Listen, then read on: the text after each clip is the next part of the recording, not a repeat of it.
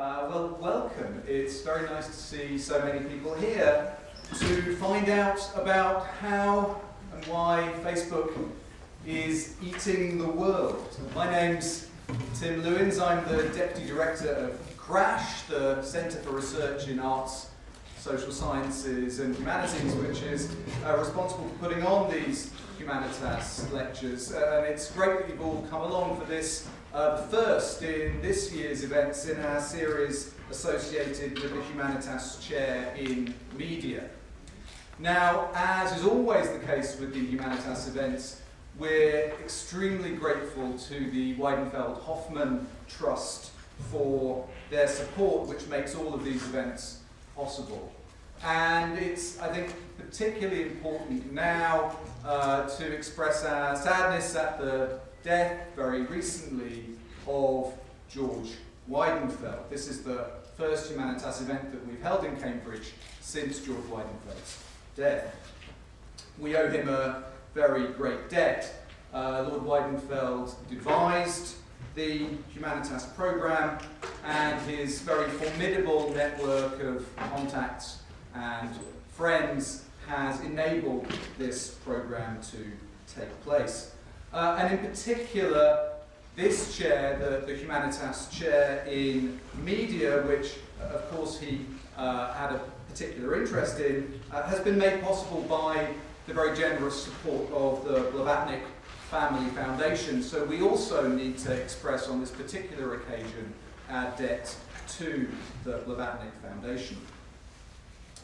As you'll know, the Humanitas Chair in Media seeks to ask questions about the interrelated issues of journalism, freedom and democracy, particularly in our increasingly digital age. And I think there's no one better qualified to talk about these things than this year's visiting professor, Emily Bell.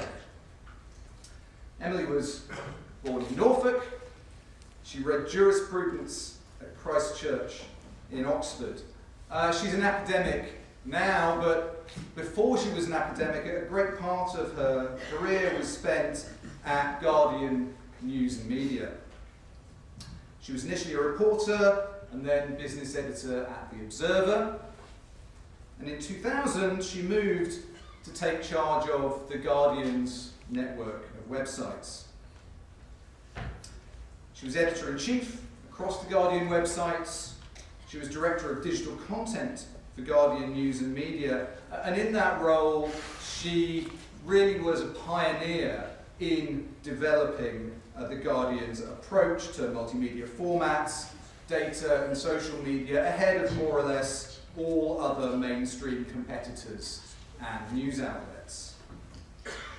And so she was really the person who oversaw a period in which the Guardian changed from being a comparatively modest British liberal newspaper, its transformation into one of the world's most prominent web presences.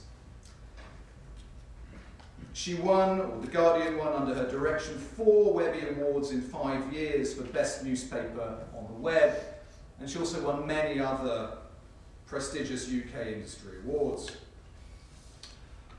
Since 2010, she's been Professor of Professional Practice and also Director of the Tao Centre for Digital Journalism at the Columbia Journalism School. And partly for that reason, she embodies very well the Humanitas approach in which we try to bring together people who are at one and the same time practitioners in these areas of great importance and also take a theoretical interest in these areas too.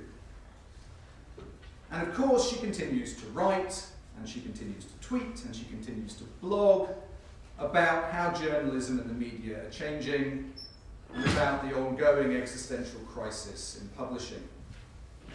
She's speaking today on the end of the news as we know it, how Facebook swallowed journalism. It's a very great pleasure to welcome the Humanitas visiting professor in media, Emily Bell.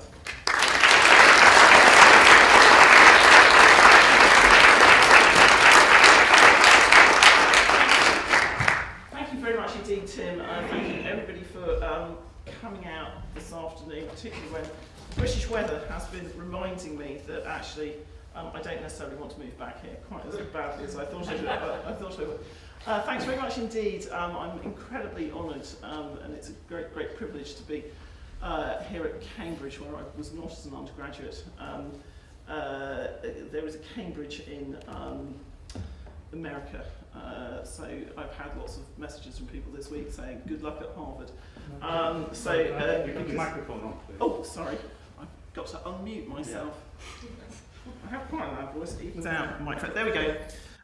So I've had lots of good luck messages saying do well at Harvard, because Americans obviously are not completely cognizant of the rest of the world, and that's something I'm going to be talking about a bit today. I also want to thank John Norton, Professor Norton, who was a colleague of mine way back when I was business editor on The Observer. And John was one of the very first journalists who wrote about the intersection of technology with the rest of what you might call real life, at a time when everybody else writing about technology was really writing about gadgets. John was beginning to open minds and eyes about the possibilities and some of the existential threats of the web. And I'd like to thank St John's College, who have put me up and made me feel very welcome. So thank you very much indeed to St John's and Master Chris Dobson.